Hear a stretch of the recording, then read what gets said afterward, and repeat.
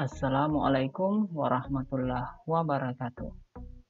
Pada kesempatan ini, topik yang akan kita bahas adalah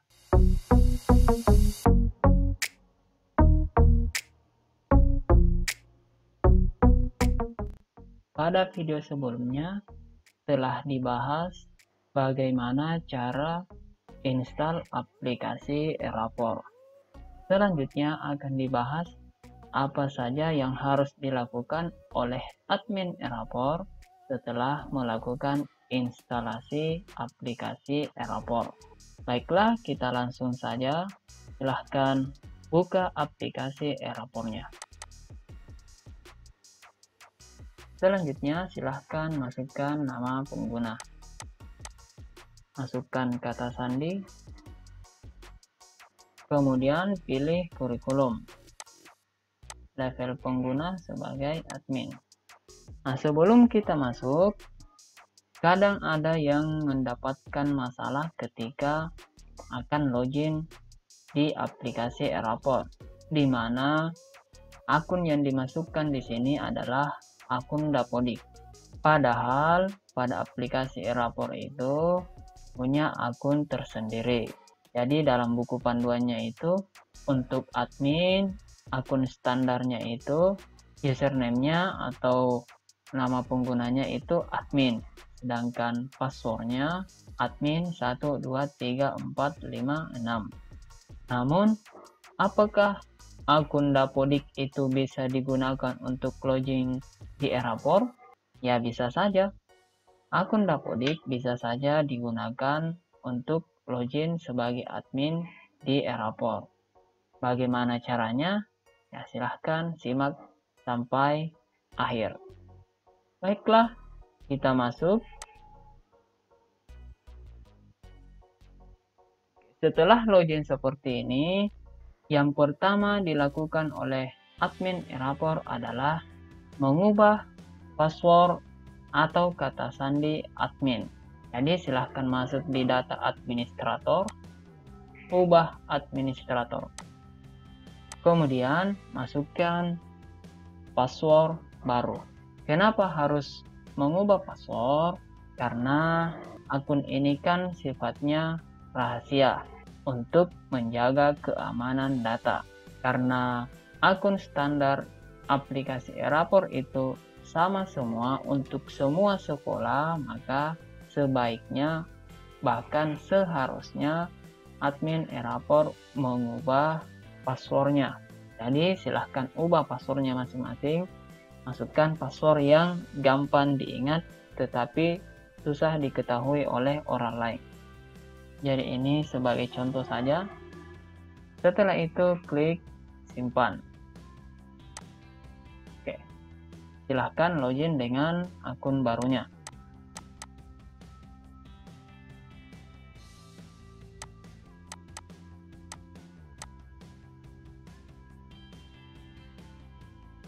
Selanjutnya, admin Erapor harus membuat akun admin tambahan. Ini untuk mengantisipasi jika akun admin yang sebelumnya dibuat dilupa passwordnya. Karena dalam aplikasi Erapor, jika salah memasukkan password sebanyak 5 kali, maka akun admin tersebut akan terkunci sehingga tidak bisa lagi digunakan. Nah, itulah gunanya kita menambah akun admin. Jadi jika salah satunya terkunci, maka kita bisa menggunakan akun admin yang lainnya. Untuk menambahkan akun admin, silahkan masuk di data administrator, lalu pilih daftar administrator. Nah, di sini silahkan tambahkan administrator. Misalnya namanya, kemudian user ID-nya.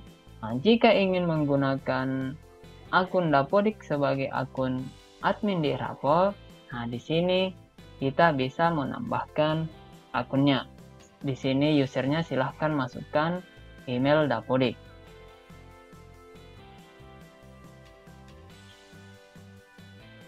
Ya, misalnya emailnya seperti ini. Kemudian passwordnya. lalu klik simpan. Jadi kalau saya itu ada 4 akun admin. Jadi saya tambahkan lagi sebanyak 3 kali.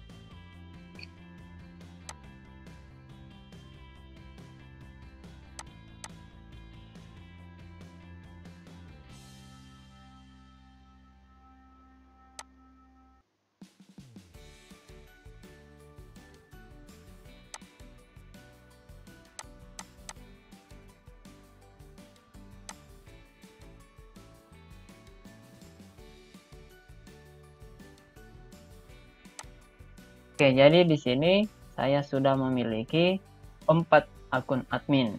Jika suatu hari nanti saya lupa admin yang pertama, maka saya bisa login menggunakan akun admin yang kedua, ketiga, atau keempat. Setelah itu, silahkan ambil data Dapodik.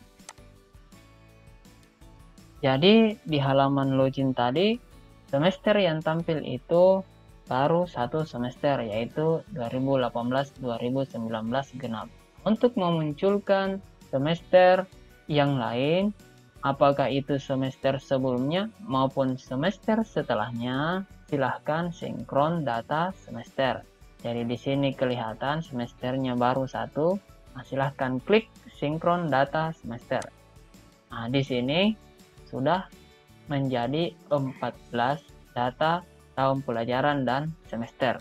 Setelah itu silahkan keluar, lalu login kembali.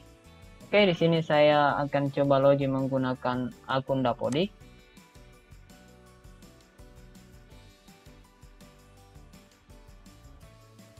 Kemudian masukkan password.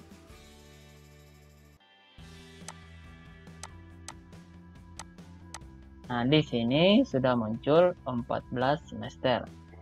Sini saya akan login di semester genap tahun pelajaran 2020-2021. Kemudian klik masuk. Nah, setelah itu masuk kembali di ambil data Dapodik.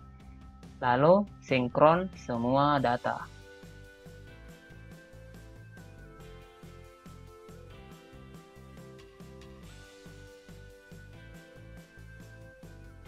Setelah selesai, silahkan cek hasil sinkronnya, terutama di data guru, jadi jumlah data gurunya dan jumlah siswa.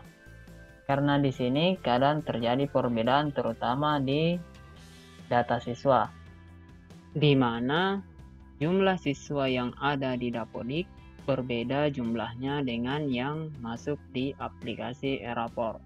Jika jumlah siswa di e-rapor kurang, penyebabnya biasa karena ada siswa yang belum memiliki NISN. Jika jumlahnya banyak atau biasanya itu satu rombel tidak masuk di e-rapor, itu penyebabnya biasanya karena yang menjabat sebagai wali kelas di rombel tersebut jenis PTK-nya guru kelas. Ini biasanya terjadi jika ada guru yang mengajar di sekolah tersebut menginduk di SD. Jadi jika kekurangan jumlah siswanya sekitar satu rombel, silahkan cek jenis PTK dari wali kelas di rombel tersebut. Jika jumlah siswa yang ada di e-rapor lebih banyak dari jumlah siswa yang di Dapodik, itu biasanya karena siswa yang sudah mutasi masih tertarik masuk ke aplikasi e-rapor. Kenapa seperti itu? Karena pada saat dilakukan mutasi peserta didik di Dapodik, namanya tidak dikeluarkan dulu dari rombel. Jadi namanya langsung saja dimutasi lewat menu peserta didik. Padahal seharusnya sebelum dimutasi, nama peserta didik tersebut harus dikeluarkan dulu dari rombel pada Dapodik. Nanti setelah itu baru namanya dimutasi. Nah, selanjutnya silahkan masuk di data user. Kemudian klik generate ulang user. Klik OK. Di sini akan tampil data user guru dan data user siswa. Silahkan cek satu persatu apakah semua guru sudah tampil di sini. Sedikit informasi, di sini muncul nama guru, di mana guru ini bukan guru di SMP. Jadi di laptop ini ada 3 dapodik sekolah, 1 TK, kemudian SD, dan SMP. Sehingga nama guru di TK maupun di SD juga ikut masuk dalam aplikasi e-rapor, terutama yang statusnya guru mapel seperti ini. Jadi guru ini itu guru mata pelajaran TIK di SD, sehingga namanya ikut masuk. Jadi yang masuk di sini hanya guru-guru yang jenis PTK-nya itu guru mapel, guru TIK, atau guru BK. Yang statusnya guru kelas tidak akan ikut masuk di aplikasi e-rapor SMP.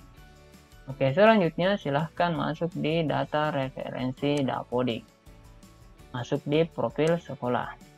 Di sini kita akan mengedit data sekolah, terutama nama kepala sekolah.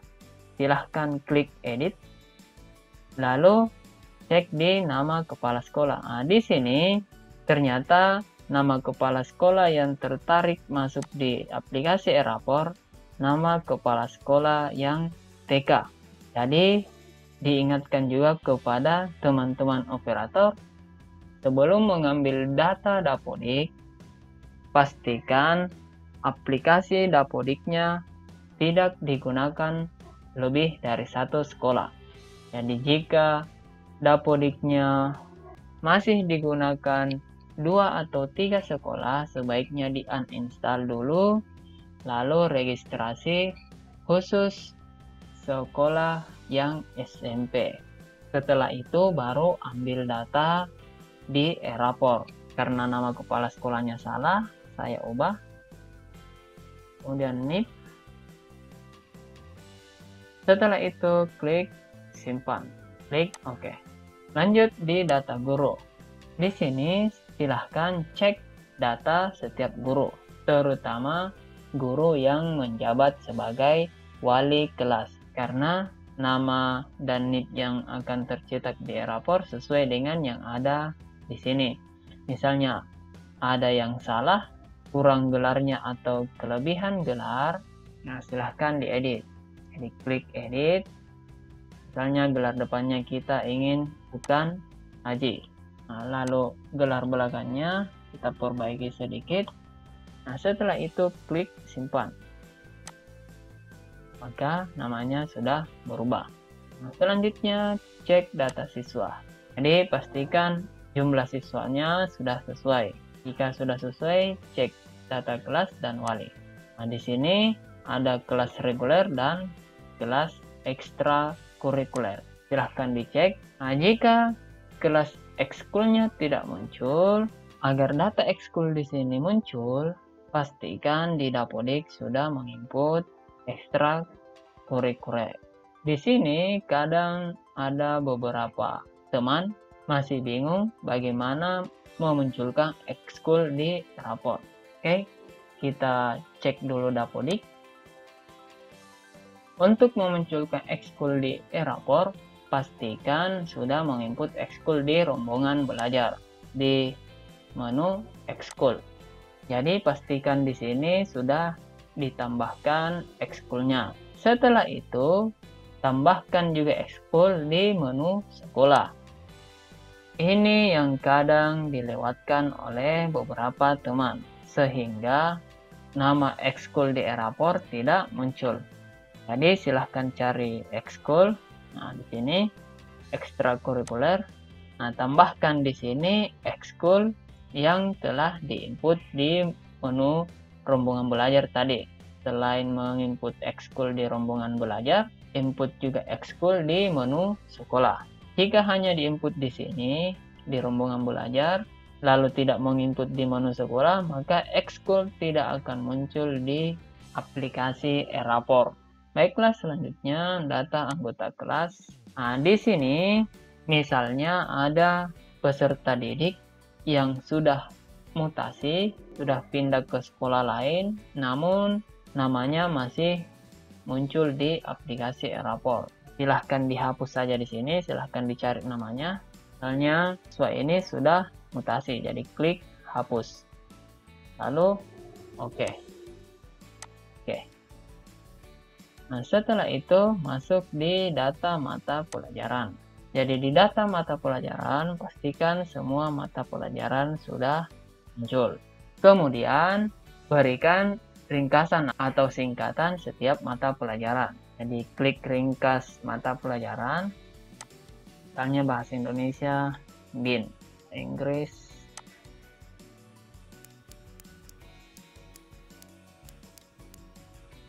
lalu klik simpan. Ini tujuannya untuk memunculkan mata pelajaran di leger nilai. Jadi jika tidak diberi singkatan di sini, tidak diinput singkatannya, maka di leger nilai itu kosong nama pelajarannya. Kemudian silahkan masuk di data pembelajaran. Silahkan dicek. Nah, setelah itu masuk di data ekstrakurikuler. Jadi ini sama seperti tadi di data kelas dan wali. Untuk mengecek daftar ekskul.